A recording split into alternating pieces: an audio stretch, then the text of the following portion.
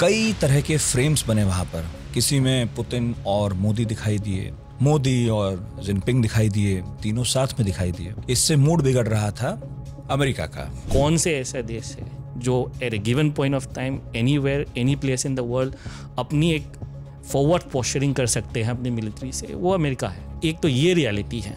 दो दोस्त होते हैं या जो दो पार्टनर हैं, एक अगर बहुत दिनों तक ज़्यादा नखरे दिखाए तो फिर ऑप्शन ढूंढ लेता है पहले वाला। तो चाइना का जो एक सपोर्ट फॉर मल्टीपोलैरिटी है वो रियल में है कि नहीं? एशिया में क्या वो मल्टीपोलैरिटी चाहते हैं या दबदबा अपना चाहते हैं? मल्टीपोलैरिटी ग्लोबल में वो चाहते हैं या नहीं चाहते हैं? जिस तरह लोग Tinder पे स्वाइपिंग कर रहे हैं लेफ्ट एंड राइट, वैसा है। और अगर मैं अपनी देसी भाषा में बात करूं तो बिना इंडिकेटर की गाड़ी मोड़ सकते हो आप। वो भारतीय ब्राह्मणों पर कुछ कह रहे थे क्या? उनके लिए भी इंडिया को इग्नोर करना ये इट्स नॉट इजी। नहीं, वैसे भी वो अगर हमारे एलिट को निशाना बना रहे थे तो उनके राष्ट्रपति के वो बेटे और ये बहू और बेटियां, ये सब तो उनकी शादी ब्याह में आते हैं। पहले हम क्या बोलते थे कि इंडिया यूएस का डिफरेंसेस होगा, मगर वो नट्स एंड बोल्ट डिफरेंसेस है। लीडरशिप लेवल पे वो केमिस्ट्री बरकरार है। अभी एक स्थिति हमारे सामने है जहां पे लीडर टू लीडर का कम्युनिकेशन है वो जरा टूट गया। क्या चीन की मौज आ गई है? क्या चीन, जो वैसे इतना उदारवादी है भी नहीं, अब सही समय है कि थोड़ा सा उदारवादी रवैया अपनाए और खींच ले आधी दुनिया को अपनी तरफ? ये एक मतलब बहुत ही इंटरेस्टिंग क्वेश्चन है।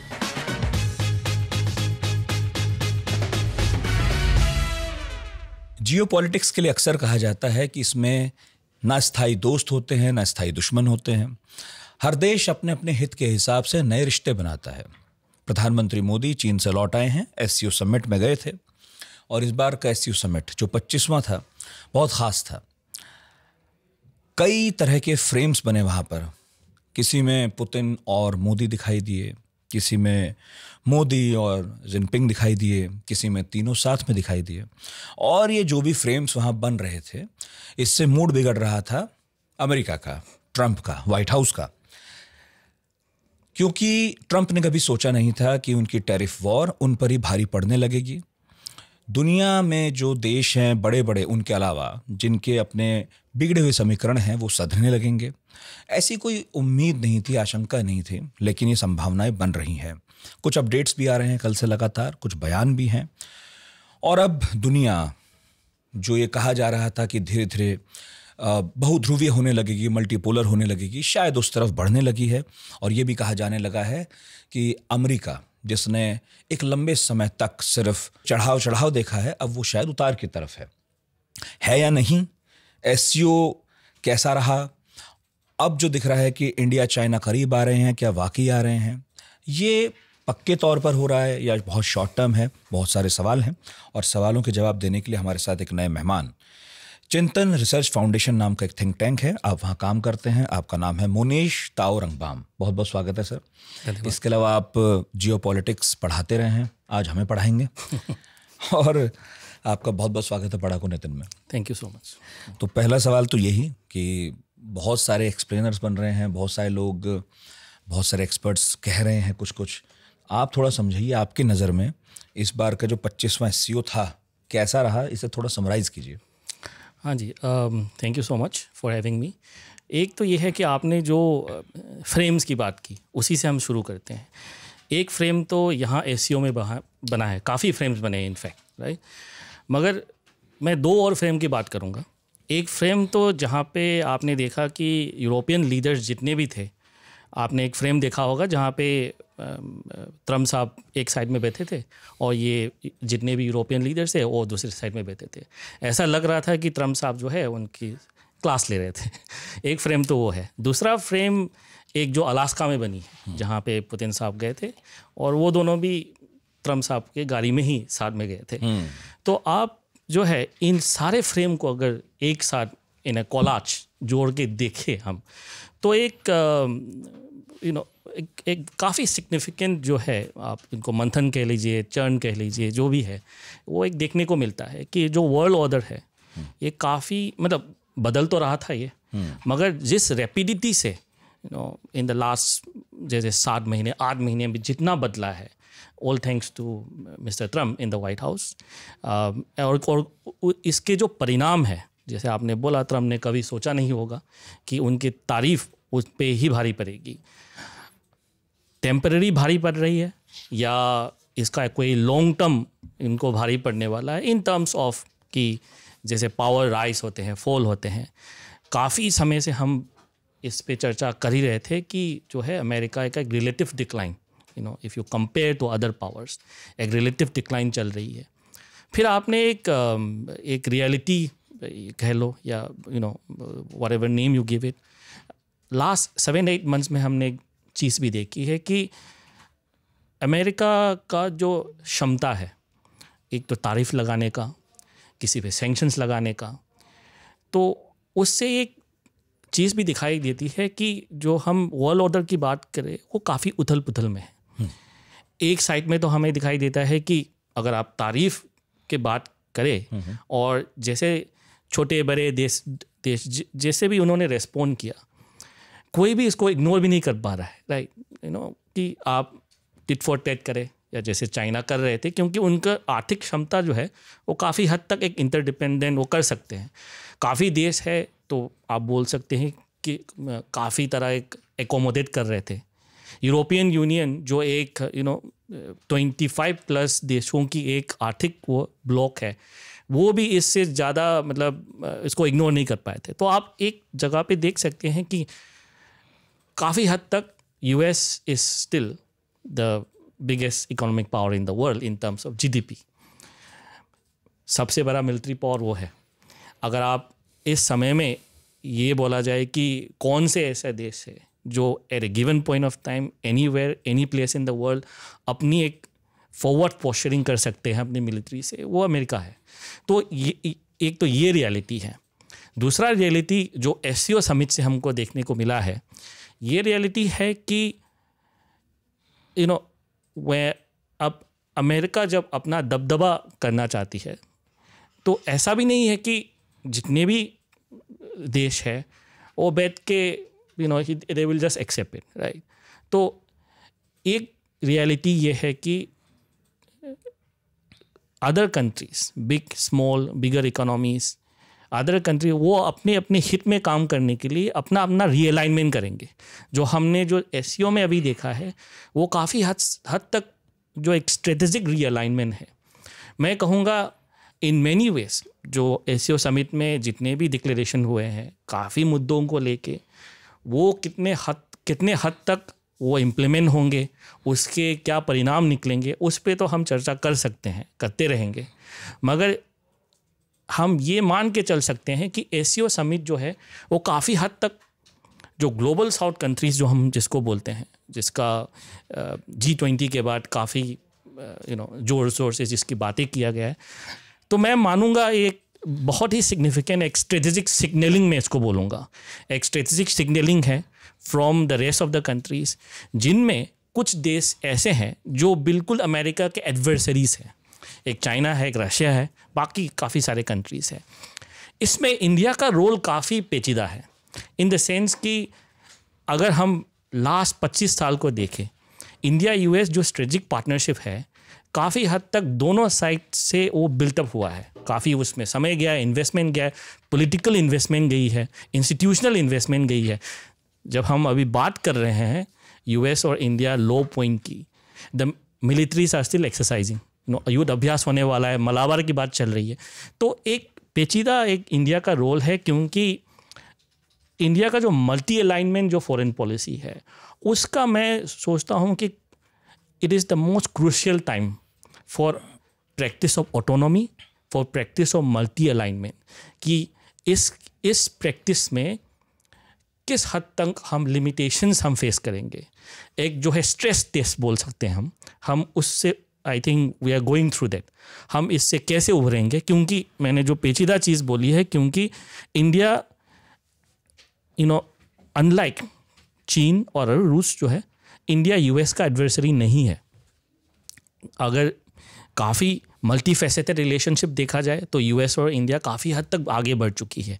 ये एक लीडरशिप क्राइसिस मोमेंट है जहाँ पे बहुत सारे लोगों को ये पता नहीं चल रहा है कि ट्रम्प के तारीफ का लॉन्ग टर्म उनका रणनीति क्या है, इससे वो क्या हासिल करना चाहते हैं। So I think there is a crisis moment here. तो इंडिया का पेचीदा मोमेंट ये है कि इंडिया एडवर्सरी नहीं है यूएस का, मगर इंडिया को भी अपने हित के लिए we have to find strategic parts and tactical parts. तो एससीओ समिट को मैं एक स्ट्रेटेजिक सिग्नलिंग मानूंगा, एससीओ समिट को मैं एक टेक्टिकल मैन्यूवरिंग भी मान सकते हैं कि जहाँ पे हम एक स्ट्रेटेजिक सिग्नल दे रहे हैं वाशिंगटन को कि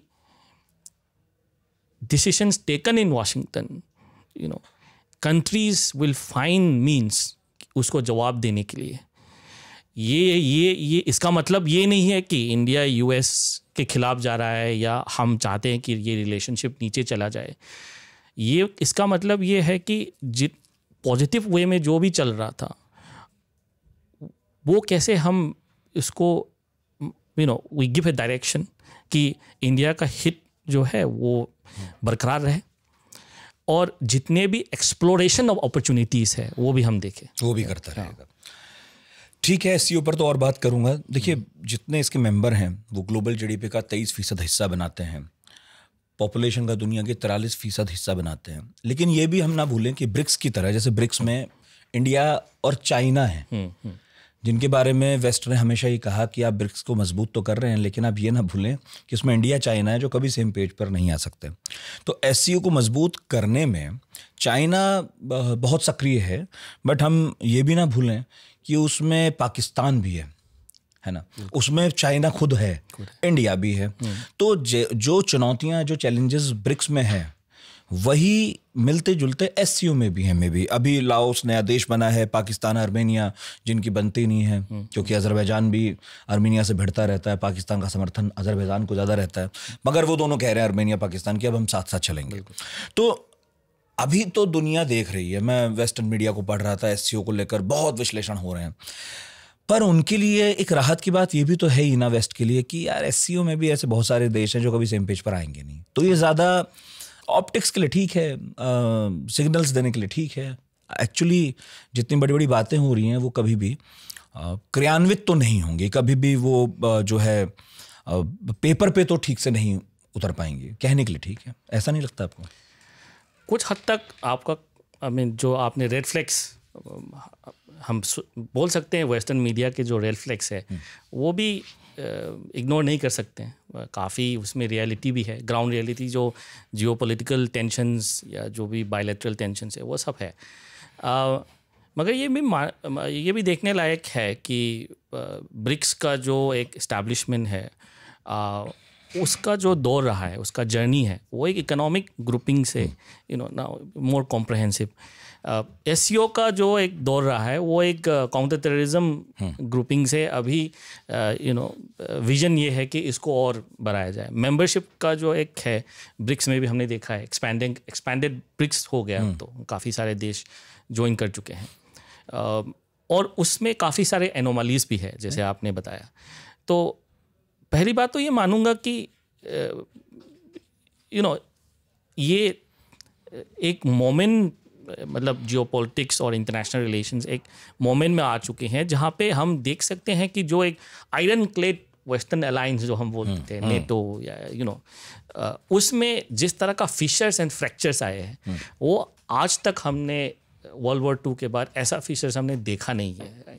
तो आईना तो उनके तरफ ही जाता है। तो आई थिंक वर्ल्ड पॉलिटिक्स जो है वो एक क्रिटिकल फेज से गुजर रहा है और एक जितने भी जो मल्टीलैटरल ऑर्गेनाइजेशंस है, मल्टीलैटरलिज्म इटसेल्फ जो हम बोल सकते हैं काफ़ी एक क्राइसिस के दौर से गुजरा है।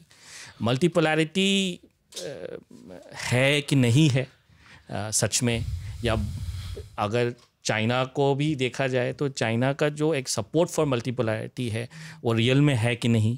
एशिया में क्या वो मल्टीपोलैरिटी चाहते हैं या दबदबा अपना चाहते हैं? मल्टीपोलैरिटी ग्लोबल में वो चाहते हैं या नहीं चाहते हैं? तो ये सब एक बहुत मतलब this are very let's say significant questions, right. तो वो तो हमें कदम तो फूक फूक के रखना ही होगा, क्योंकि रेड फ्लैग्स जितने भी आपने बोले हैं वो सब सही है। एक फंडामेंटल प्रॉब्लम है चीन और हमारे साथ, जो एक सीमा का जो प्रॉब्लम है वो तो SCO it's not a platform कि जहाँ पे ये बातें हो सकती है, ये सब डिस्कस होता है। तो एक लेकिन ये अच्छी बात है कि ये सब डिस्कस करके हम ऐसे हो गए। हाँ, ऐसे हो गए थे। तो मेरा ये मानना है कि देखो, एक तो चीन और रूस का अपना एक पार्टनरशिप है जो एससीओ से परे है, वो पैरेलली चलता है, जो उन्होंने कह दिया है कि किसी भी हद तक हो किसी भी हद तक नो लिमिट्स, और नो लिमिट्स का काफ़ी सारा लिमिट्स भी है वो भी है, राइट। तो बहुत कम लोग जानते हैं मतलब कि चीन और रूस आपस में भिड़ भी चुके हैं पहले, सिर्फ दोस्ती थोड़ी है। हाँ, वो जो लेट 60s में जो वो लोग भिड़े थे, उसके बाद ही किसिंजर और निक्सन गए थे चाइना में, राइट। तो जियोपॉलिटिक्स जो है वो तो बदलती रहती है, जैसे आपने पहले भी बोला कि परमानेंट फ्रेंड्स नहीं है, परमानेंट इंटरेस्ट है और अपने अपने हित के लिए काम करता है। तो मेरा ये मानना है कि जितने भी देश, specially the bigger powers, right, जो ब्रिक्स के पार्ट है या एससीओ के पार्ट है, वो काफ़ी हद तक जानते भी है कि जितना एक जो रियल मूवमेंट होगा, प्रोग्रेस या जो भी आप कह लीजिए रिलेशनशिप में, वो तो बायलैटरल रिलेशन से ही होगा। मेजर जो प्रॉब्लम्स है, उनके सॉल्यूशंस है, वो एससीओ और ब्रिक्स में नहीं मिल सकता।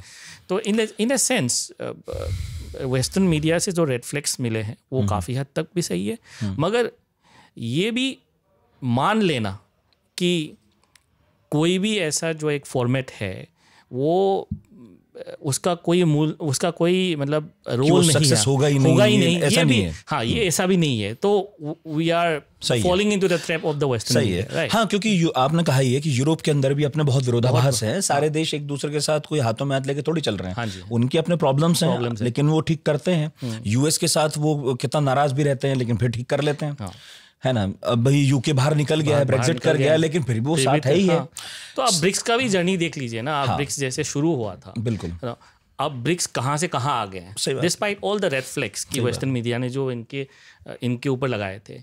एससीओ जिस तरह शुरू हुए थे, काफ़ी हद तक इंडिया पाकिस्तान मेंबरशिप को लेके ये सब एससीओ के रशिया चाइना ने शुरू किया था तो, और रूस हमें लेके आया और चाइना पाकिस्तान को लेकर आया। हाँ, तो इन ए बिग वे मैं ग्रांड नैरेटिव में मैं ये भी बोल सकता हूँ कि जितने भी सारे मल्टीलेटरल ऑर्गेनाइजेशंस है, अब आप जियोपॉलिटिक्स के उतार चढ़ाव को देखें, और तो एक तरह से एक नेगोशिएटिंग प्लेटफॉर्म्स भी है, मेनली वही है।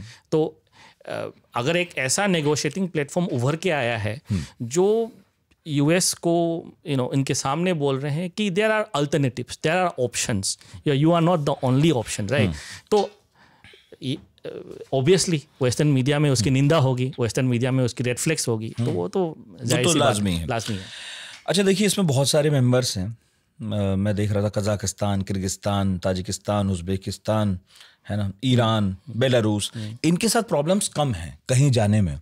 ज़्यादा प्रॉब्लम पाकिस्तान और इंडिया जैसे देशों के साथ है, क्योंकि बिल्कुल अभी चाइना और रशिया भी एक सैन्य युद्धाभ्यास कर रहे थे और बिल्कुल जापान के करीब, और मोदी जी जापान की यात्रा करके लौट रहे थे।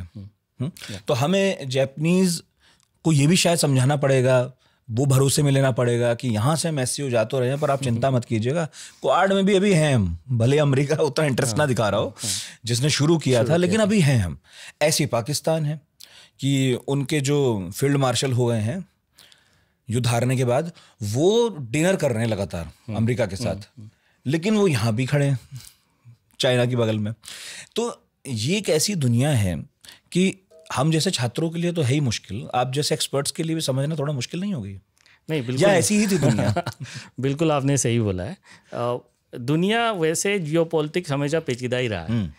आपने जिस तरह शुरू किया था कि परमानेंट फ्रेंड्स, परमानेंट इंटरेस्ट, उसी में इट्स ए क्लीशे, मगर ये बहुत बट ज़्यादातर बड़े सत्य जो है क्लीशे ही होते हैं।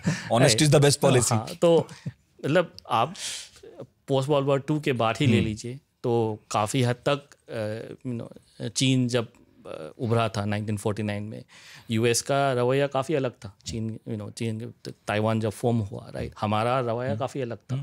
और रूस और चीन का भाईचारा जो थी वो ऐसे शुरू हुई थी, मगर आपने जैसे बताया ज़्यादा देर तक नहीं चला हुआ, राइट। कौन बड़ा भाई होगा पता नहीं, कौन बड़ा भाई होगा।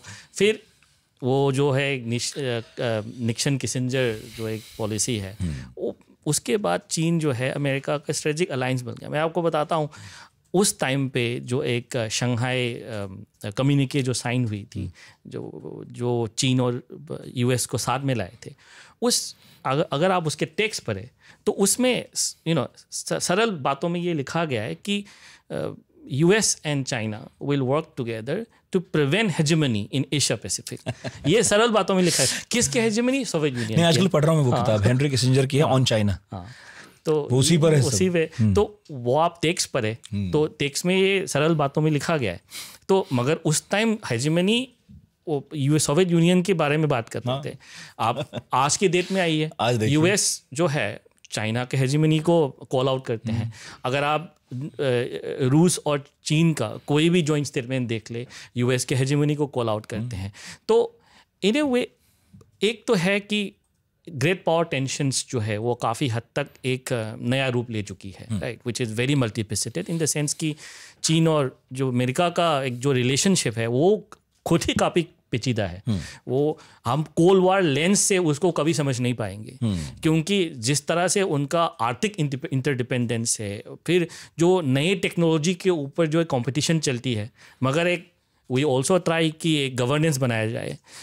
तो एक नए मतलब even before all of this we were also saying कि दुनिया जो है एक नए तरीके का geopolitical, geo economic and technological transition से गुजर रही है। हाँ।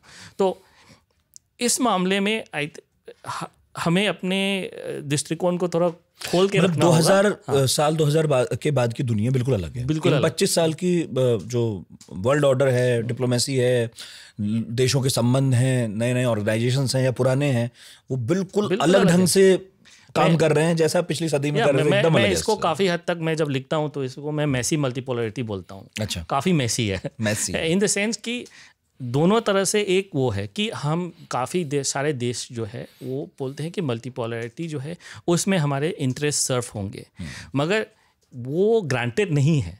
आप उसके जो है दंगल से आपको गुजरना पड़ेगा। तो एक मैसी मल्टीपोलरिटी है जिसमें एक बात तो यह है कि जब आप कोल्ड वॉर को देखें उसमें यूएस के अलायंस थे, सोवियत यूनियन के अलायंस थे, जो आपके अलायंस मेंबर थे वो आपको ऑब्लिगेटेड थे कि इसका बिहेवियर ऐसे होगा, इसका बिहेवियर ऐसे, और बीच में हम नॉन अलाइन लोग थे, राइट। तो 3 ब्लॉक में बटे हुए थे, तो उसको समझना थोड़ा सा आसान था। अब मल्टीपोलरिटी के चलते क्या हो गया है कि आपका जो the barrier of entering into a new partnership is quite low. The geopolitics जिस तरह बदलता है उसी हिसाब से आप बोल देंगे कि स्ट्रेटेजिक पार्टनरशिप है, अलायंस नहीं है, ये है वो है। फिर किसी भी रिलेशनशिप को उसको तोड़ के आगे बढ़ जाना, किसी भी यू टर्न ले जाना, इसका जो एक कॉस्ट ऑफ डिफेक्शन है वो भी काफ़ी नीचे हो चुका है। तो इन द सेंस आप काफ़ी हद तक, जैसे आप आज जेन जी की बात कर ले तो जिस तरह लोग Tinder पे स्वाइपिंग कर रहे हैं लेफ्ट एंड राइट, वैसा है। और अगर मैं अपनी देसी भाषा में बात करूं तो बिना इंडिकेटर की गाड़ी मोड़ सकते हो आप। हाँ, काफी हद तक ट्रम्प साहब ने तो यही किया है ना। उसने अब इंडिकेटर देने की जरूरत है नहीं, उसने इंडिकेटर कुछ दिया ही नहीं, या तो उसका इंडिकेटर लेन बदलते चलो आप जहां जगह मिले। उसने अपना इंडिकेटर खुद खराब कर दिया है। वो तो खैर नया इंडिकेटर लगा दिया। इनफैक्ट यही मेरा अगला सवाल था, पर जवाब आपने दे दिया कि एक तरफ तो पुतिन का दौरा जो है कंफर्म है भारत के लिए, मोदी कह रहे थे, हम सुन भी रहे थे कि 140 करोड़ भारतीय बेसब्री से उनका इंतजार कर रहे हैं। दूसरी तरफ न्यूयॉर्क टाइम्स के हवाले से ये बात कही जा रही कि ट्रंप जो है क्वाड समिट में हिस्सा लेंगे नहीं। तो एक तरह से दुनिया भले ही कोल्ड वॉर के एरा में नहीं है, लेकिन कुछ लक्षण वैसे भी हैं, इतनी भी अलग नहीं है। अब थोड़ा क्लैरिटी आने लगी है ये ट्रंप के टैरिफ के बाद, जो उसके पहले नहीं थी। क्योंकि अमेरिका का डिक्लाइन अगर हम लोग अनुमान भी लगा रहे थे तो इंडिया उसका पार्ट नहीं था, इंडिया केवल दर्शक था। लेकिन जाने अनजाने कैसे हुआ कि उन्होंने पुश किया कि हम उसके पार्ट हो रहे हैं। अब हम खुद चाहते हैं कि हम कहें ना, लेकिन डी डॉलराइजेशन हो जाए। अभी मैं कल परसों अभी सुबह रिपोर्ट देख रहा था कि बड़े बड़े बैंक्स जो है गोल्ड को होल्ड करने लगे हैं, है ना, तो वो ट्रेजरी का बढ़ा नहीं रहे हैं यूएस की। तो बेसिकली अब और क्लैरिटी तो आ रही है, भले अभी तक नहीं थी, तो ये होने लगा है। पर मैं आपसे बात करूंगा ट्रंप के ट्रेड सलाहकार पीटर नवारो की। वो भारतीय ब्राह्मणों पर कुछ कह रहे थे क्या? लोग पूछ रहे हैं मतलब क्या था उसका। मतलब तो मुझे भी समझ में नहीं आया कि उसके दिमाग में क्या चल रहा था जिसके वजह से उन्होंने टिप्पणी की है। तो काफ़ी सारे टिप्पणी जो है ट्रम्प के क्लोज एड्स या ट्रम्प फ्रॉम ट्रम्प हिमसेल्फ, काफ़ी हद तक ऐसे ऐसे टिप्पणी हुए हैं जिसका कोई दृष्टिकोण नहीं है, कोई उसका मतलब स्ट्रेटेजिक प्लानिंग नहीं है, मगर डिस्पाइट दैट उन टिप्पणियों का असर तो पड़ा है, राइट। क्योंकि यहाँ पे एक एससीओ के फोरम में हम सिविलाइजेशनल फोरम की बात कर रहे हैं, तो भारत जो है वो एक प्राउड सिविलाइजेशन है इन द सेंस कि तो कोई भी जो एक तरह से जो पब्लिक टिप्पणी करते हैं बिना the intricacies of the culture को समझे हुए, तो ये तो एक मतलब एक बहुत ही इरेस्पॉन्सिबल मैं मानूंगा जिस तरह का टिप्पणी है, जिसकी कोई ज़रूरत ही नहीं थी। हालांकि मुक्तदर खान हैं, हमारे गेस्ट भी रहे हैं और यूएस में हैं, डेलावेयर यूनिवर्सिटी में पढ़ाते हैं। उनका एक कहना था कि अमेरिका में जुमला चलता है कि बोस्टन ब्राह्मण्स कहा जाता है जो एलिट वर्ग के लोग हैं। तो नवारो बेसिकली जब ये कह रहे थे कि रूसी तेल से ब्राह्मणों को फ़ायदा हो रहा है, तो वो दरअसल एलिट क्लास के बारे में कह रहे थे।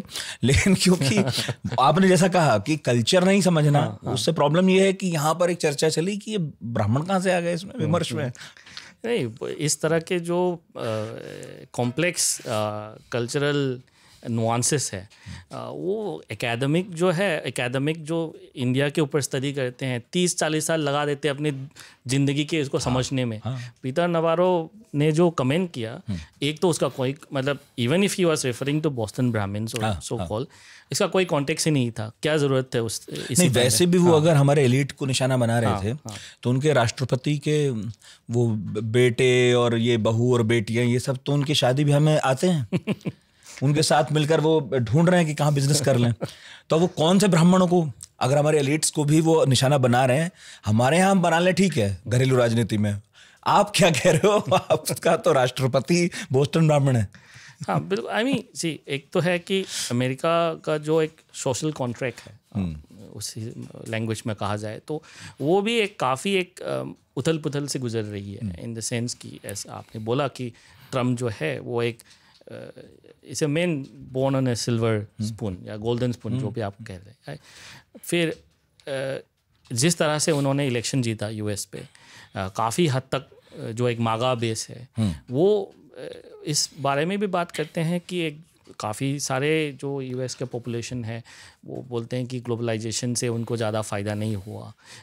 तो ट्रम्प जैसे बोलते रहते हैं कि काफ़ी सारे देश है they have taken a free right of America, तो एक ये भी एक पार्ट ऑफ द पर्सनैलिटी है इन द सेंस कि वो हमेशा बोलते हैं कि मैं जब राष्ट्रपति बनूंगा तो US can not be taken by right by any other country. तो एक तरह से जब वो तारीफ़ की बात करते हैं तो इसी लैंग्वेज में बात करते हैं कि इतने सारे देश है जिन्होंने मतलब यूएस के आंखों में धूल झोंका और सारे प्रेसिडेंट जो है पिछली बार वो कुछ नहीं कर सके, मैं करूँगा। सो आई थिंक प्रॉब्लम ये है कि बाकी इंडिया को स्पेशली इन द सेंस कि हम स्ट्रेटेजिक पार्टनर्स रहे हैं एंड काफ़ी सारे फंक्शनल जो एक कन्वर्जेंस है, इंस्टीट्यूशनल लिंकेजेस है, काफ़ी डीप है वो, अभी तक चल रहे हैं। तो इन सब का क्या मतलब है? क्या इंडिया को इंडिया को ये दिखाने से रशिया यूक्रेन वॉर पे कोई फ़र्क पड़ने वाला है? इसका कोई मतलब एक कोरिलेशन होता है ना, वो कोई भी ढूंढ नहीं पा रहा है अभी। सो a lot of economists will also say कि इसका कोई इतना इकोनॉमिक सेंस है नहीं जितना 25-50 जो लगा रहे हैं, राइट। सो आई थिंक कि ट्रम्प जो है उनका जो एक पॉलिसी मेकिंग का रवैया है, जो भी उनको एडवाइस कर रहे हैं, वो एक काफ़ी हद तक एक जो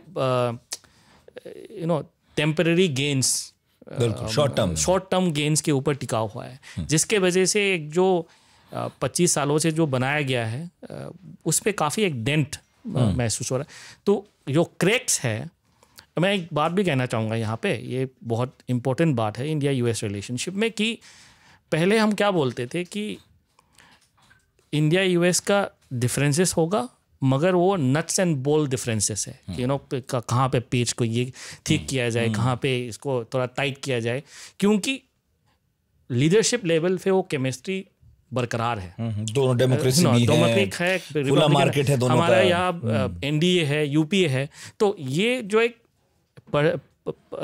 लीडरशिप जो केमिस्ट्री और रेपो जब तक वो बरकरार है, हम लोग सोचते थे कि छोटी छोटी जो डिफरेंसेस आती है वो तो कोई भी दो देश जो है इस तरह क्लोजली काम करेंगे तो उसमें आना ही है, लाजमी है।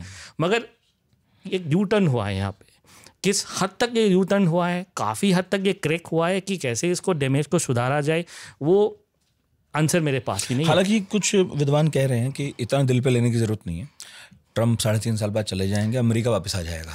वो भी है मगर यू टर्न नहीं हुआ, ये थोड़ा डिरेल हुआ है, वापस आ जाएंगे। वही मैं बोल रहा हूँ कि ये कितना यू टर्न हुआ है, क्योंकि अभी एक स्थिति हमारे सामने है जहाँ पे फंक्शनल इस चीज़ें तो चल रही है मगर एक हाईएस्ट लेवल का जो ट्रस्ट है, लीडर टू लीडर का कम्युनिकेशन है, वो जरा टूट सा गया है। लेकिन मैं ये भी कह रहा हूँ कि भले ही बहुत सारे देश इसे सीरियस ना लें, वो ऑल्टरनेटिव मार्केट्स ढूंढ रहे हों या डॉलर छोड़कर किसी और चीज़ पर शिफ्ट होना चाहते हों, या ये भी संभव है कि वर्ल्ड बैंक पर ना जाकर कुछ और नया ऑल्टरनेटिव ऑप्शन बनाना चाहते हों, वो ठीक है। लेकिन कुछ देश हैं जिनको इसे सीरियस लेना पड़ेगा, उनमें से है जापान, क्योंकि जापान सेकेंड वर्ल्ड वॉर के बाद सुरक्षा की दृष्टि से भी अमेरिका पर बहुत निर्भर रहा है और अब उसके साथ भी वैसा ही व्यवहार हो रहा है जैसे दुश्मन के साथ हो रहा है। इनफैक्ट अभी जो चीफ नेगोशिएटर थे जापान के अकाजावा, उन्होंने वॉशिंगटन दौरा रद्द कर दिया क्योंकि अमेरिका जो है वो जापान पर दबाव बना रहा है कि हमारे किसानों का चावल खरीदिए आप, जो जापान नहीं कर सकता है, क्योंकि हम इस तरफ जो मुल्क हैं सब चावल उगाते हैं, हमें नहीं खरीदने की आवश्यकता है। तो अब क्या अमेरिका फर्स्ट पॉलिसी की सीमाएं दिखने लगी हैं? क्योंकि आप ये काम उन देशों के साथ करते तो ठीक था जिन्हें आप एडवर्सरी आप कह रहे मान रहे हो, इंडिया जैसे हों जो थोड़ा न्यूट्रल चल रहे हों, लेकिन जापान जो 70-75 साल में पिछले अपनी फॉरेन पॉलिसी की कल्पना ही नहीं कर सकता बिना अमेरिका के, तो क्या ये अमेरिका फर्स्ट पॉलिसी का एक लिमिटेशन दिखा रहा है? एक देखिए एक अमेरिका फर्स्ट पॉलिसी तो हर राष्ट्रपति का रहा है, मगर अमेरिका फर्स्ट पॉलिसी जो है वो on the ground on it's and particular relationship में जिस तरह का एक अभी रवैया दिखाई दे रहा है वो काफ़ी हद तक डिफरेंट है पहले से। नॉट ओनली जापान, आप किसी भी यूरोपियन कंट्रीज़ को उठा लीजिए, यू नो EU को उठा लीजिए। अभी मैं एशिया की बात कर रहा हूँ। हाँ, एशिया में तो जापान, अब फिलीपींस पे जा सकते हैं। हाँ। मगर हम जापान पे अगर जाए तो ये भी with a little bit of question I am saying कि जापान और US का हिस्ट्री जो है वो उसमें भी काफ़ी अलग टाइप का स्टोरी है, इन द सेंस कि वो एलाइज तो रहे हैं, मगर आप 80s में अगर आप देखा जाए तो Japan was almost about to overtake US as the biggest economy of the world.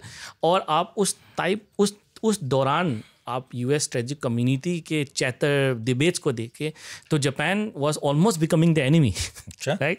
तो ये एक वर्ल्ड पावर, ग्लोबल पावर जो न्यूमरो उनो पोजीशन में रहना चाहते हैं, उसके अगल बगल कोई भी आएगा उसका रवैया ऐसा ही होता है। तो जापान के खिलाफ भी ये हुआ है। जापान, आपने चावल की बात की है, यू नो, प्रोडक्ट्स की बात की है, आप 80s के डिबेट में जाके देखो तो जापान और US का जो नेगोशिएशन होता था तो उन्हीं प्रोडक्ट्स के मामलों में भी होता था, राइट।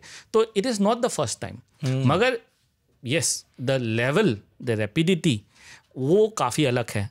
एक सिक्योरिटी गारंटीज़ की हम बात करते हैं, ताइवान की हम बात करें, जापान की हम बात करें, तो राष्ट्रपति ट्रम्प जो है वो काफ़ी हद तक सिक्योरिटी के मामलों को भी वो इकोनॉमिक लेंस से देखते हैं। वो काफ़ी उसने एक बार बोला भी था ये ऑन रिकॉर्ड कि ताइवान को लेके उन्होंने बोला था कि आप जब प्रीमियम भरेंगे तभी इंश्योरेंस आपको मिलेगा, तो इस तरह से बोला था। Maybe I am not using the exact words, but नहीं, वो साउथ कोरिया का मामले भी कर चुके हैं तो फर्स्ट टर्म में भी करने लगे थे। तो जो एक अमेरिका फर्स्ट पॉलिसी का जो लेवल ऑफ इम्प्लीमेंटेशन है कि अमेरिका फर्स्ट पॉलिसी, इसका मतलब ये नहीं है कि आप जो आपके दोस्त रहे हैं, जो आपके एलाइज रहे हैं, या आपके पार्टनर्स भी जो उभर रहे हैं, उनके खिलाफ ही चले जाए। तो ये एक सोचने वाली बात है कि क्या ये ट्रम्प का जो 3 साल या 3.5 साल का जो कार्यकाल है उसके बाद ये सुधरने लग जाएगा, या बीच में कांग्रेशनल इलेक्शंस भी होने वाले हैं। अगर डेमोक्रेटिक पार्टी कांग्रेस में अपना दबदबा बना देती है तो क्या वो कंट्रोल पर कर पाएगा ट्रम्प को? ये मतलब दिस आर क्वेश्चंस। ऊपर से ये है कि बहुत लोग बोलते हैं कि ट्रम्प का 8 साल का जो कार्यकाल है, बीच में बाइडेन साहब आए, मगर 8 साल का जो कार्यकाल है, इन्होंने America's engagement with the rest of the world और अमेरिकन डोमेस्टिक पॉलिटिक्स का जो एक मतलब लैंडस्केप है, इतना बदल दिया है कि there will be Trumpism beyond Trump.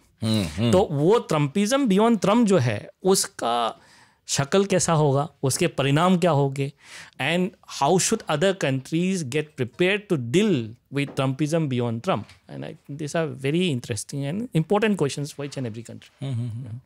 और इससे मुझे ये भी लग रहा है कि कई बार जैसे इंसानी रिश्तों में भी होता है कि 2 दोस्त होते हैं या जो 2 पार्टनर हैं, एक अगर बहुत दिनों तक ज़्यादा नखरे दिखाए तो फिर ऑप्शन ढूंढ लेता है पहले वाला।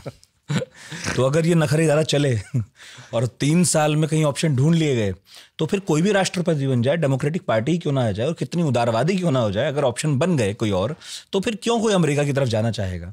और अभी जो क्रेडिबिलिटी घटी है अमेरिका की बहुत सारे मामलों में, कि ना तो ये जब जंग होगी तो आएंगे लड़ने हमारे साथ, ना हम आर्थिक संकट में फंसेंगे तो ही आने वाले हैं, ऊपर से टैरिफ और लगा रहे हैं, नौकरियां भी खींच रहे हैं, हमारी घरेलू पॉलिटिक्स की कोई चिंता नहीं करते हैं। तो अमेरिका का एज ए नेशन जो ट्रस्ट डेफिसिट बढ़ा है अपने पार्टनर्स के साथ, तो फिर अब लोग पार्टनर ढूंढने लगे ही हैं, और 3 साल बहुत होता है पार्टनर्स ढूंढने के लिए। और चाइना जिसकी मैं बात कर रहा हूँ, न्यूयॉर्क टाइम्स ने कहा है कि मोदी और पुतिन मंच पे हैं, लेकिन इस पूरे आयोजन के सेंटर में शी जिनपिंग थे। क्या चीन की मौज आ गई है? क्या चीन, जो वैसे इतना उदारवादी है भी नहीं, अब सही समय है कि थोड़ा सा उदारवादी रवैया अपनाए और खींच ले आधी दुनिया को अपनी तरफ? ये एक मतलब बहुत ही इंटरेस्टिंग क्वेश्चन है कि चीन, इसके लिए हमें चीन के अंदरूनी जो एक करेक्टरिस्टिक्स है, जो हम किसी भी चीज़ को हम बोल देते हैं वो चाइनीज़ करेक्टरिस्टिक्स, तो एक उसमें हमें थोड़ा सा गौर देना फरमाना होगा कि चीन के साथ एंगेजमेंट विद हम बोलते हैं कॉशन, राइट? क्योंकि काफ़ी हद तक आप साउथ ईस्ट एशिया में देख लीजिए, साउथ एशिया में देख लीजिए, हाँ, इसमें कोई 2 राय नहीं है कि चीन जो है एक ऐसा डेवलपमेंट पार्टनर, एक ऐसा कुछ हद तक कुछ देशों के लिए एक सिक्योरिटी पार्टनर भी, काफ़ी देशों के लिए एक अनएवॉइडेबल इकोनॉमिक पार्टनर, राइट? ये एक चीन का जो नेबरहुड है साउथ ईस्ट एशिया, जस्ट आप साउथ एशिया को भी ले लीजिए और काफ़ी सारे सेंट्रल एशिया में जाए, कहीं भी जाइए दुनिया में, तो ये एक, अब तो अफ्रीका तक, हाँ, अफ्रीका तक, आप लैटिन अमेरिका चले जाइए, तो ये एक तो आप इग्नोर नहीं कर सकते हैं। मगर क्या जितने भी देश है, चीन जो है वो एक तो क्षमता की बात है, राइट? एक तो विलिंगनेस की बात है कि किस तरह से देशों को एक साथ जुड़े। और एक साथ जुड़ने का मतलब ये नहीं है कि चीन अपने हित के खिलाफ में कुछ करेगा।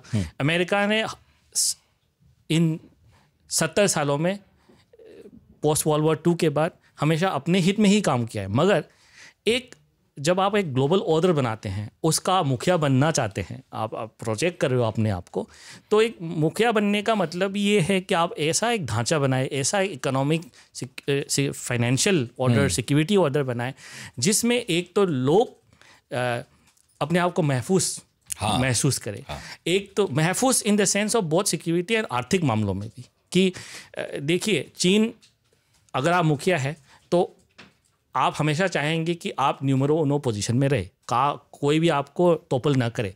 मगर आप एक गांव को चलाना चाहते हैं, एक जिले को चलाना चाहते हैं, आपको देखना पड़ेगा कि all the countries they are also benefiting from the system.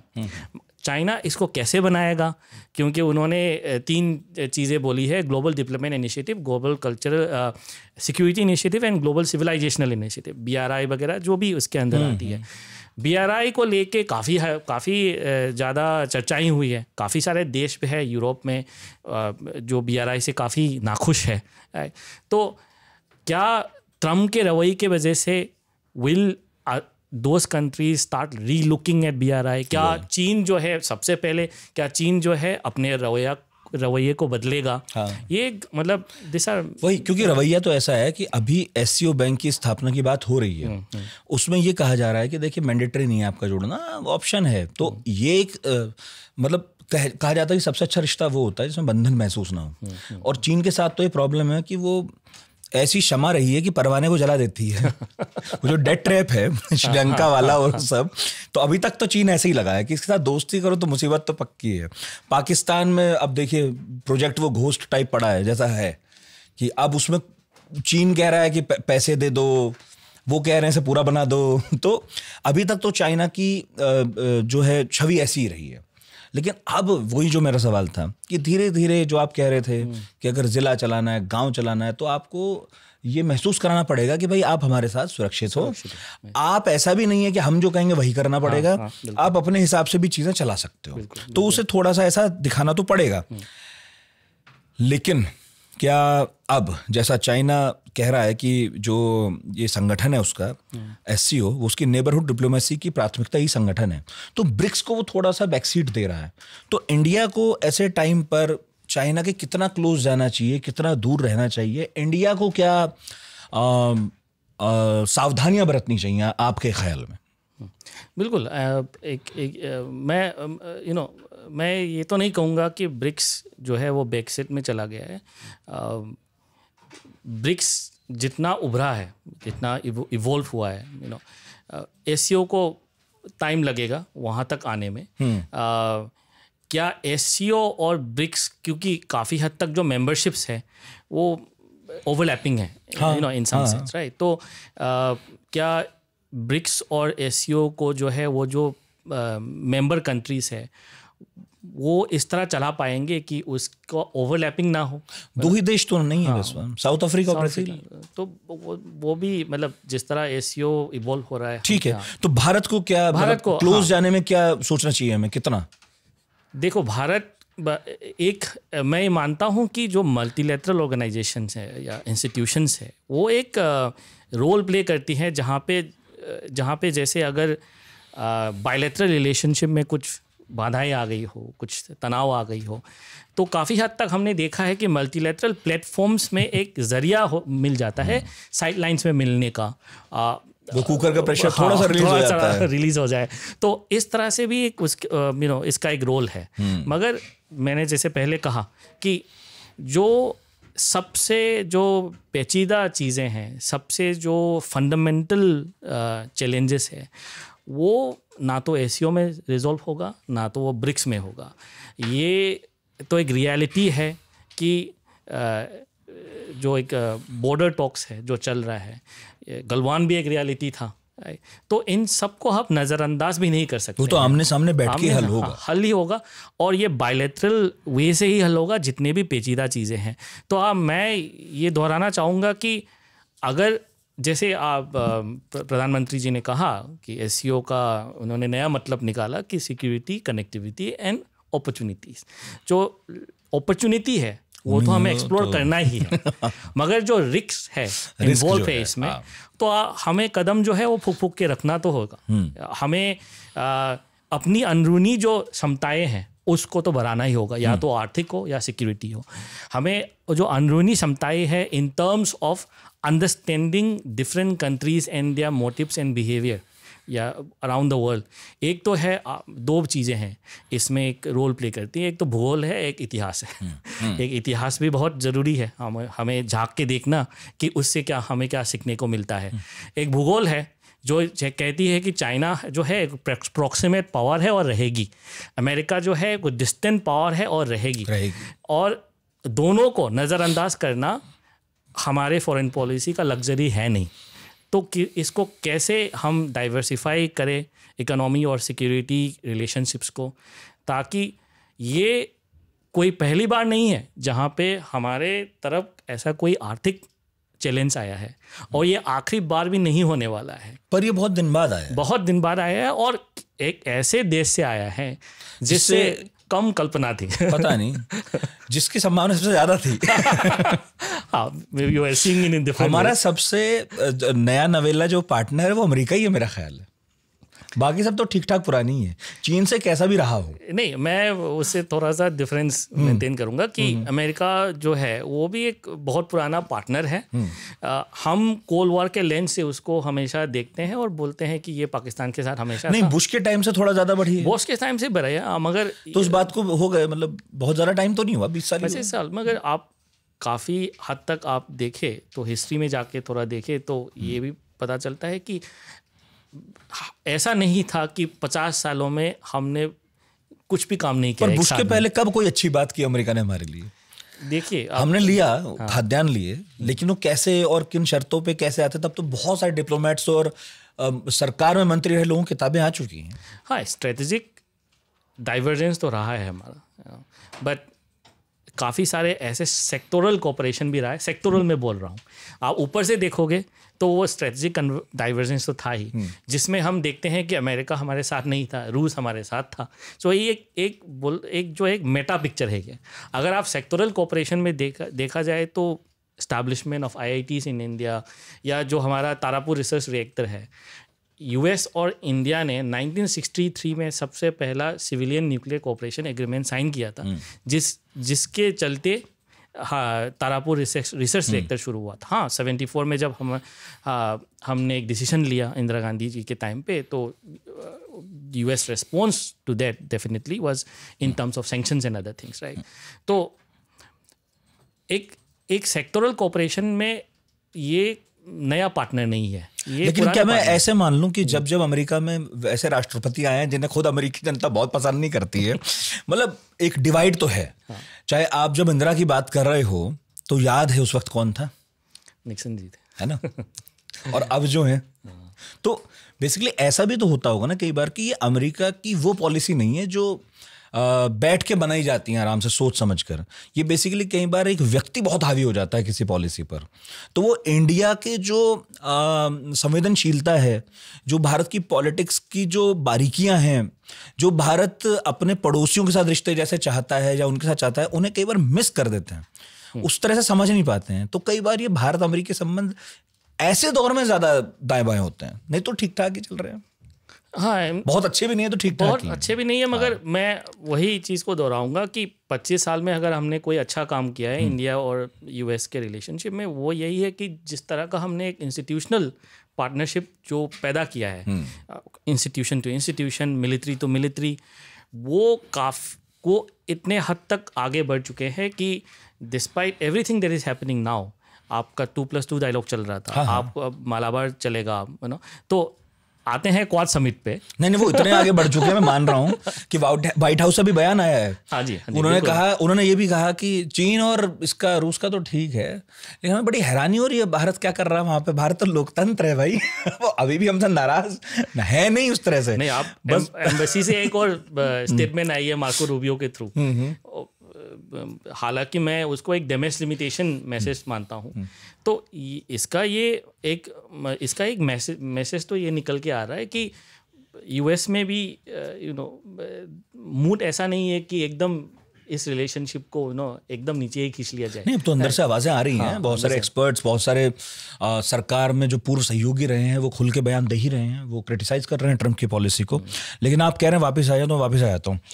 ये बताइए, ज़्यादा ज़रूरत किसकी है अभी? हमें ज़्यादा ज़रूरत है चाइना की या चाइना को हमारी? क्योंकि वांग ही पहले आए थे लोग कह रहे हैं, विदेश मंत्री। ये सवाल तो ज़रूरी है, मगर इसका जो है पर्सपेक्टिव वो बदलते रहते हैं। आप बीजिंग में इसको पूछा जाए तो कुछ और आंसर मिलेंगे, यहाँ तो ग्लोबल टाइम्स पढ़ ले कोई तो कुछ और आंसर मिलेंगे। मगर एक तो है ये कि जियोपॉलिटिकल जो एक वोलेटिलिटी है उसके हिसाब से देखा जाए तो काफ़ी हद तक मेरे हिसाब से बीजिंग में भी एक ये परसेप्शन होगा कि इंडिया से मतलब उनके लिए भी इंडिया को इग्नोर करना ये एक इट्स नॉट इजी। तो एक तो ये है कि जैसे मैंने पहले ही बोला कि जो है भूगोल का बहुत बड़ा रोल है इसमें, ज्योग्राफी का बहुत बड़ा रोल है। तो चाइना के लिए भी अगर इंडिया और चाइना का जो है अगर एक वर्किंग रिलेशनशिप भी रहे ना, जिसमें इकोनॉमिक रिलेशनशिप है या जो है म्यूचुअल कंसर्न्स जो है उसको रेस्पेक्ट दिया जाए मोस्टली फ्रॉम बीजिंग क्योंकि ज़्यादा चैलेंजेस वहाँ से ही रहे हमें। तो अगर एक म्यूचुअल रेस्पेक्ट की हिसाब से अगर हम बातों को आगे बढ़ाया जाए बायलैटरल वे में, तो मुझे लगता है कि इस रिलेशनशिप में काफ़ी क्षमताएं हैं। वो बीजिंग खुद जानता है, दिल्ली भी जानता है कि इस रिलेशनशिप में बहुत सारी क्षमताएं हैं। बयानों में कहा हाँ, मगर म्यूचुअल रिस्पेक्ट वाली बात है जो बिल्कुल नेहरू वाले पंचशील जो सिद्धांत हैं उनमें कहीं आप ढूंढेंगे तो कुछ दर्शन होते हैं उसके। तो उस हिसाब से ये है कि वही मैं उसी पे आऊँगा कि क्या बीजिंग जो है राष्ट्रपति शी जिनपिंग के अंदर उस बदलाव को लाने के लिए तैयार है, ये एक बहुत बड़ा क्वेश्चन है। और इसमें हमको बहुत ध्यान परखनी पड़ेगी कि what is reality, what is rhetoric, and जिस तरह हम आगे बढ़ रहे हैं स्ट्रेटेजिक सिग्नलिंग के लिए SCO summit was a grand success, but उसके अलावा हम एससीओ समिट में जो एक ओपनिंग मिला है, मैं इसको कंप्लीट थॉट तो नहीं कहूँगा, ना तो रीसेट कहूँगा, एक जो ओपनिंग मिला है उसको कैसे एक्सप्लोर किया जाए, क्या वो हम उसको एक प्लेटफॉर्म बना के आगे बढ़ सकते हैं, ये बहुत बड़ा क्वेश्चन है। एंड इंडिया और चाइना का जो रिलेशनशिप है, हमने भी देखा है कि इंडिया का अपना एक प्लेबुक है चाइना को डील करने के लिए, यूएस का अपना एक प्लेबुक है। तो जब यूएस अपने प्लेबुक को लेके ज़्यादा हावी हो जाता है इंडिया के ऊपर, तो हम हमेशा बोलते हैं कि India China relationship has a different dynamic of its own. हम इसको कैसे डील करेंगे, स्ट्रक्चरल लेवल में कुछ ऐसे चीज़ें हैं जहाँ पे कम्युनिटीज़ है यूएस और इंडिया के बीच में, मगर आप स्पेसिफिक्स में जाए, सेक्टोरल में जाए, आप रीजनल प्रायोरिटीज़ में जाए, आप इंडो पैसिफिक स्ट्रेटजी को ही लेके देख लीजिए। यूएस का चाइना का जो मेन डिफरेंसेस है वो साउथ चाइना सी में है या वो ताइवान में है। हमारा जो इंडो पैसिफिक स्ट्रेटजी का जो प्रायोरिटी है वो इंडियन ओशन में है, हमारे बॉर्डर एरिया में है। तो ये तो हमेशा एक वो रहेगी कि किस हद तक यूएस और इंडिया जो है इस स्ट्रक्चरल जो कन्वर्जेंस है उसको implementation in terms of regional priorities में ला सकते हैं कि नहीं ला सकते। ये हमेशा एक रहा है जो एक डिलेमा या डायनामिक आप बोल दो। तो जिस तरह हम चाइना को डील कर सकते हैं उसमें हमारा अलग ही प्लेबुक रहेगा, और उस मामले में as we continue to engage with caution, मैं उसी बात को दोहराऊंगा कि किस हद तक हम relationship with other countries, whether European countries हो, साउथ ईस्ट एशियन कंट्रीज हो, यूएस को तो बरकरार रखना है। ये नहीं है कि the US as a major defence partner, economic partner, institutional partner, वो तो रियलिटी है, तो उसको भी रखना है। मगर इन सब को रखते हुए हमें कैसे अपनी अंदरूनी शक्तियों को इम्प्रूव करना है, ये एक बहुत बड़ी, क्योंकि अगर आप किसी भी चीज़ में देख लो, नेगोशिएशन में, इकोनॉमिक नेगोशिएशन में, बॉर्डर टॉक्स में, सिक्योरिटी टॉक्स में, पावर जो सिमिट्री और एसिमिट्री है वो एक बहुत बड़ा रोल प्ले करता है। वो how do we negotiate from position of strength, वो हमारा अंदरूनी तो आपकी बार्गेनिंग पावर यही बातें बढ़ाती है और क्या।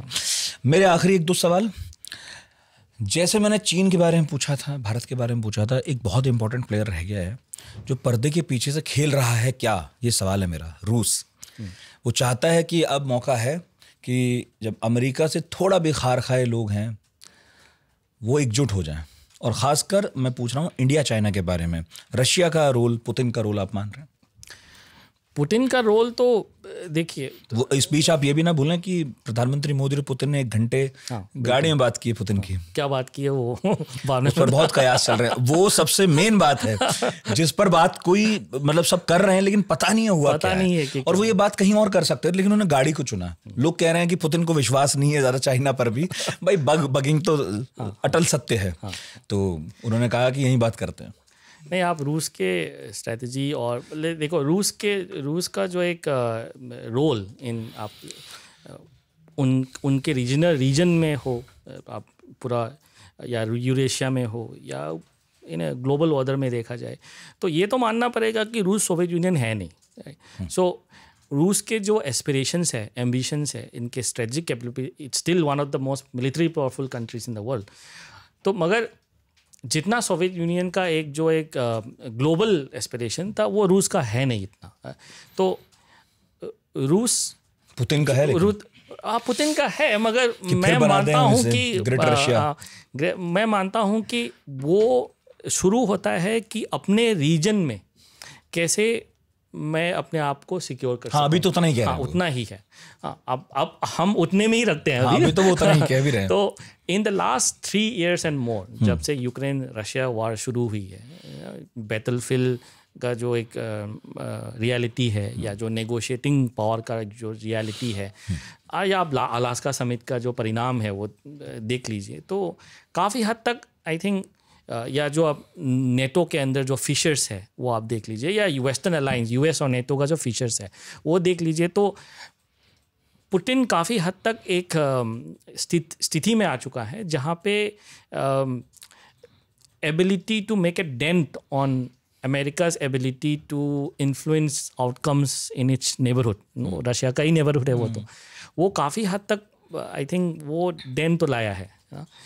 इसमें चाइना का कितना हाथ रहा है वो उसमें मैं नहीं जाता हूँ, मगर अब आप उस रीजन में रशिया ने जो भी किया है उससे काफ़ी हद तक एक रशिया को मतलब return as a geopolitical player in the world affairs वो तो रहा है। उसके वजह से आई बिलीव कि चाइना का भी जो एक इंटरेस्ट है on Russia as a partner तो काफ़ी हद तक वो बढ़ चुका है। और आप ग्लोबल लेवल पे आप देखें तो रशिया का चाइना के साथ होना एक स्ट्रेटेजिक लॉजिक बनता है अभी के हिसाब से, और चाइना का भी रशिया के साथ होना एक स्ट्रेटेजिक लॉजिक बनता है, क्योंकि दोनों ही चाहते हैं कि जो अमेरिका का दबदबा है इंडो पैसिफिक में या यूरोप में उसको कम किया जाए, उसको दीमक की तरह खाया जाए इसको। तो I think in that sense वो काफ़ी हद तक उनका जो स्ट्रेटेजिक ऑब्जेक्टिव है उसमें कम्युनलिटी है। मगर इसमें इंडिया एक ओट प्लेयर है क्योंकि हम इग्नोर नहीं कर सकते हैं कि लास्ट 25 years में इकोनॉमी हो या टेक्नोलॉजी हो या सिक्योरिटी मिलिट्री हो या काउंटर टेररिज्म हो, पीपल टू पीपल हो, जिस तरह से इंडियन इकोनॉमी वेस्टर्न इकोनॉमी के साथ या वेस्टर्न इंस्टीट्यूशंस के साथ जितने इंटीग्रेट हुए हैं वो आप उसको नज़रअंदाज नहीं कर सकते हैं।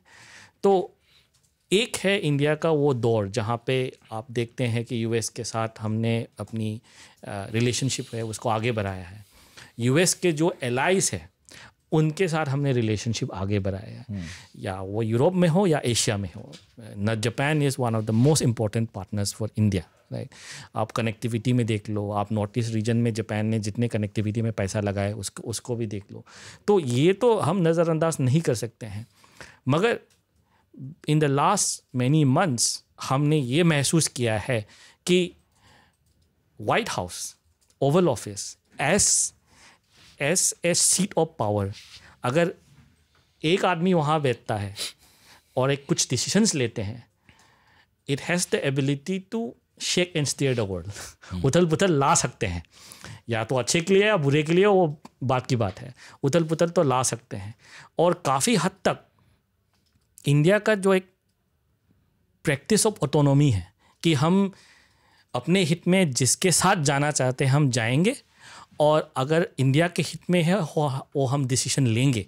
मगर हम अगर logic of geopolitics and IR में देखा जाए तो ये होती है कि जब तक दुनिया में उथल पुथल कम रहती है, your ability to practice autonomy is relatively easy.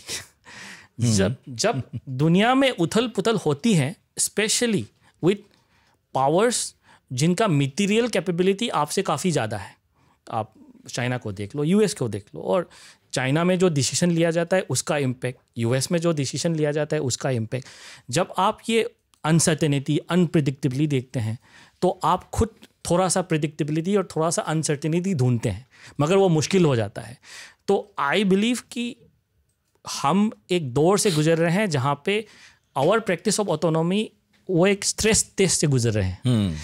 इससे हम कैसे उभरेंगे, यहाँ हम क्राइसिस को कैसे एक अपॉर्चुनिटी के हिसाब से देख के उसको बदलाव लाएंगे, where when we emerge from this crisis we would have improve our own capability. ये एक बहुत बड़ी क्वेश्चन मार्क है। हम कैसे उभरेंगे उनका आंसर तो मेरे पास भी नहीं है। सही बात है। तो इस पॉडकास्ट का आखिरी सवाल, 3 सितंबर को चीन में विक्ट्री डे परेड होगी और ये जिनपिंग के लिए एक शक्ति प्रदर्शन जैसा है।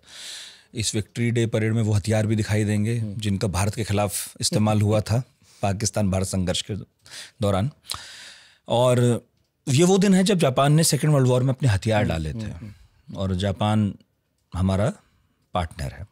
प्रधानमंत्री मोदी एससीओ मीटिंग में जब गए तो जापान से होते हुए गए, और ख़ास बात यह है कि इस परेड में व्लादिमीर पुतिन होंगे, किम जोंग उन आ रहे हैं नॉर्थ कोरिया वाले, और ईरान के राष्ट्रपति तो वहाँ हैं ही, पेजेश्कियन, वो भी रहने वाले हैं। मोदी नहीं रहेंगे, मोदी वापस आ गए हैं। तो ये एक संदेश है क्या वाइट हाउस को कि देख लो जी, अभी भी है टाइम, हम तो बना के चल रहे हैं थोड़ा बैलेंस। ये एक मैं समझूंगा ये एक संदेश है टोक्यो में भी, क्योंकि वो टोक्यो से होके आए थे इससे पहले, and that was a very I think सोचा हुआ एक डिसीजन है। ऐसा नहीं है कि नहीं बिल्कुल मतलब शेड्यूल ऐसे पर गए हैं, ऐसा नहीं है, एक सोचा हुआ डिसीजन है। ये बहुत ऐसे बता दूं क्योंकि हमारे बहुत सारे नए दर्शक भी होते हैं जो जियो पॉलिटिक्स की बारीकी नहीं समझते, मैं खुद भी उनमें से एक हूँ, अब तो थोड़ा बहुत समझने लगा हूँ आप जैसे लोगों की संगत में, कि ये बहुत इंपॉर्टेंट है कि कोई नेता किसी देश जा रहा हो तो वो कौन सा रूट लेता है। हाँ बिल्कुल, कहाँ रुक के आया। जैसे हम बहुत दिन तक ये आग्रह करते रहे और अभी भी करते हैं कि कोई अगर हमारे देश आ रहा है तो पाकिस्तान नहीं जाएगा उस दौरे में, वो पहले अपने देश चला जाए, उसके बाद जाए पाकिस्तान, पर ये नहीं होगा क्योंकि हम पाकिस्तान से अलग हैं। हम ये नहीं मानते कि हमारे दोस्तों से हमारे संबंध वैसे ही होंगे जैसे पाकिस्तान से उनके होंगे, फिर हमारे क्या दोस्त हो आप। ये एक्सपेक्टेशन काफ़ी हद तक अमेरिकन प्रेसिडेंट से, राष्ट्रपति लोग से रहे हैं कि आप इंडिया आएंगे तो पाकिस्तान नहीं जाएंगे। भरोसे करते हैं। हाँ, तो भरोसे करते, तो पहले ये होता रहा था, जब इंडिया आते तो एक साउथ एशिया टूर बना देते थे। तो इंडिया का स्तर जैसे जैसे बढ़ा in American calculations also, in global order also, वो काफ़ी मतलब वो रुक गया था। जिस तरह ट्रम्प इज टेकिंग डिसीशंस, वो डिबेट तो चल रहा है कि किस तरह वो Pakistan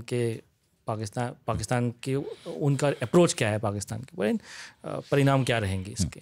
but coming back to your main question, ये है कि एक तो ये है कि वर्ल्ड वॉर 2 का जो एक विक्ट्री है उसको लेके काफ़ी अलग अलग नैरेटिव्स है। अब आप यूरोप और यूएस में जाएंगे तो उनका नैरेटिव ज़्यादातर ये है कि they were responsible for bringing the Nazis and the fascist down to their knees. अगर आप चाइना और रूस में जाएंगे तो रूस बोलेंगे कि खून तो हमने दिया है सबसे ज़्यादा, सेना भी हमारी घुसी थी बर्लिन में।